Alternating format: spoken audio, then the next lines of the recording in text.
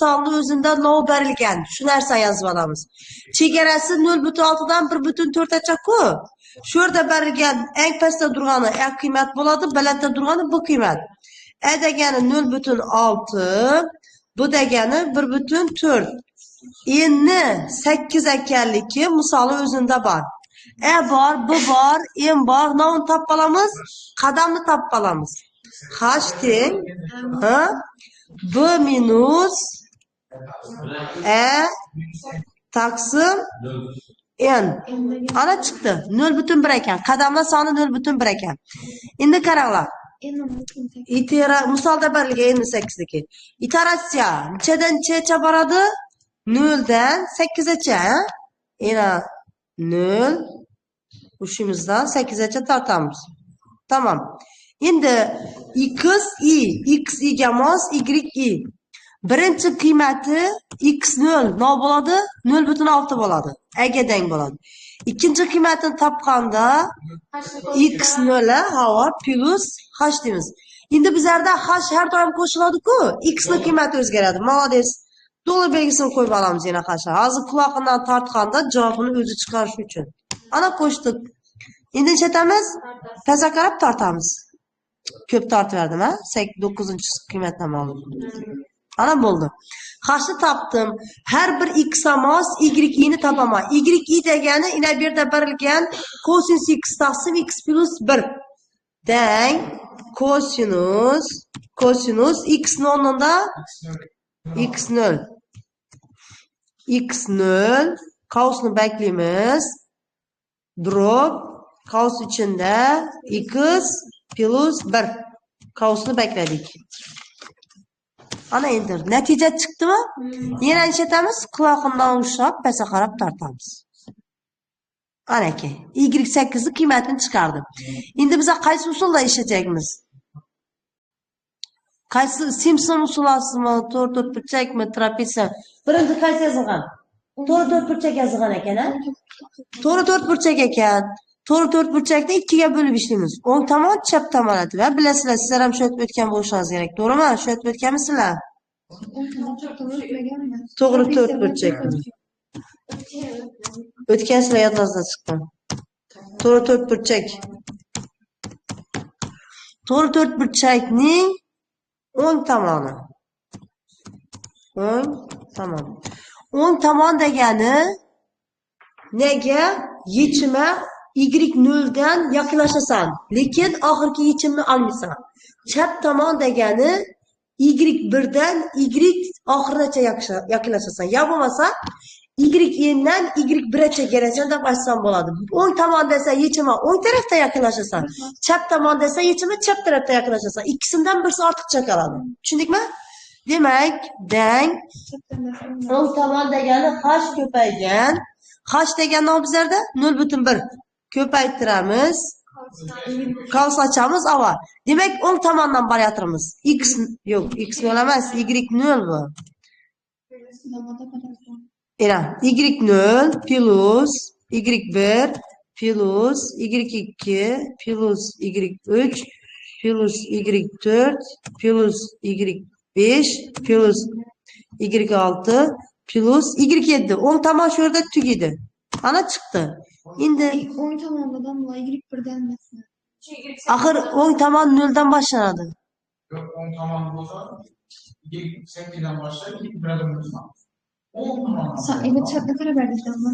O'ng bo'lsa, ava, bandan keladi. O'ng qo'lim banda-ku, bandan keladi. Tamam, bu yer chap deb yozib beraman endi. Do'pa-to'g'ri. Chap deb beraman, bo'ldi. Chap bo'ladi, do'pa-to'g'ri. Nechun deganda o'ng qo'lim ban taraf-ku. Bu chap tomon. Endi o'ng tomon bo'ladi. O'ng tomon shunda y ava. Y nedan boshlaymiz? Y1 dan olamiz endi. H ava 1 dan 8 gacha h ko'paytiramiz. Y1 ava kapiratsiya etmasa bo'ladi. Ava sizlar kapiratsiya etib olinglar. Men faqat tushunishingiz uchun yozaman. Tushundingmi? Buni keyingisi bilan kapiratsiya etsangiz bir xil chiqadi. Endi to'rt burchakni formulasi bizlarda o'ng tomon bilan chap tomonni qo'shib 2 ga bo'lganamiz. Shura yozamayman. O'ng tomoni Yana o'ng tomon plus chap tomon ikkisini qo'shib 2ga bo'laman. O'rta arifmetikani olamanda. Shu narsa bor. Trapetsiya bilan bir xil keladi. Lekin aynan trapetsiya bo'lmaydi. Shu bilan bir xilroq keladi. Tushundingizmi? Aynan trapetsiya bo'lmaydi, lekin trapetsiyaga yaqinroq keladi. Tushundikmi? O'zi bo'lmaydi trapetsiya. Yana bu to'rt burchakning formulasini yechimi. Shu yechim bizlarda shu. Endi trapetsiya formulasini yozamiz. Trapetsiya. Ana to'g'ri yozdim. Trapetsiyadan chiqib bo'ladi. H ko'paytiramiz. Boshi bilan oxirini qo'shib 2ga bo'lamiz, a?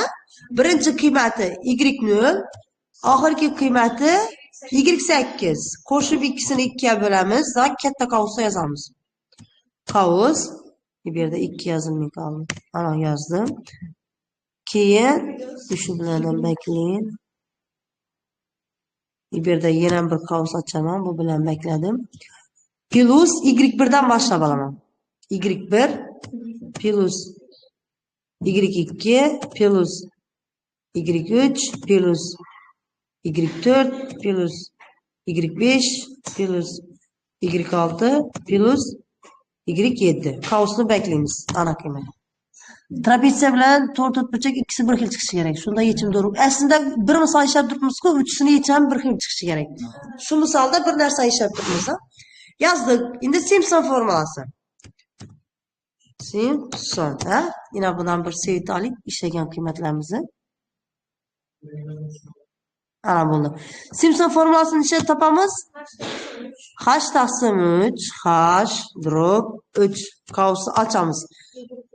Endi nada Simpson formulasida toq nomer bo'lsa 4 ta, juft nomer bo'lsa 2 ga ko'paytiradi. Faqat boshi bilan oxiri o'zi bo'ladi.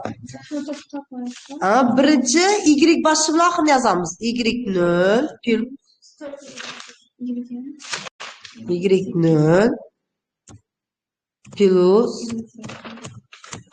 plus yn y8, ha? Plus 4 ta qaranglar. 4 ko'paytiramiz, qavus ochamiz. Toq nomer ina y1 plus y3 plus y5 plus y-necha 7. Qavusni beklayman, plusni qo'yamandan juft nomerlar 2 ga ko'payadi. Qavus ochaman. y2 plus y4 plus y6. Shu bilan tugaydi. Общий qavusni yapaman. To'g'ri qo'ydimmi qavusni? Bu to'g'ri. Ana ne? Bir yerda xato qo'yib qo'yishim. Havo. Shu yerda ko'paytma bor edi. Ko'paytma havo shuni endi aytganingizdan qavus olish kerak. Shuning uchun o'qiming qoldi. Ko'paytmani tashlab ketdik. Qavus olmadik. Bu qavus bilan bu qavus, bu bilan bu bilan bu. Ana bo'ldi. Ko'rdingizmi? Yechimi. Bir misolni 3 xil usulda ishladik, lekin yechim hammasida bir xil. To'g'ri, faqat Simpson o'zgardi. Uchinchida Simpson qaysi yerda? 4 ta formula isbot shunday. Neda ishlaysan-ku, mana Simpson formulasini parabola etib ishlaysan. Parabola ishlaganda 3 nuqtadan ishlaysan-ku. Har safar 3 nuqtadan enta bo'lakka bo'lasandan enta bo'lakka jamlaysan. Shu yerdagi o'xshash xatlar keladi, ixchamlanadi. Shunday bo'ladi. 222 amaliy. Tushundikmi? Mavzumuz tugadi.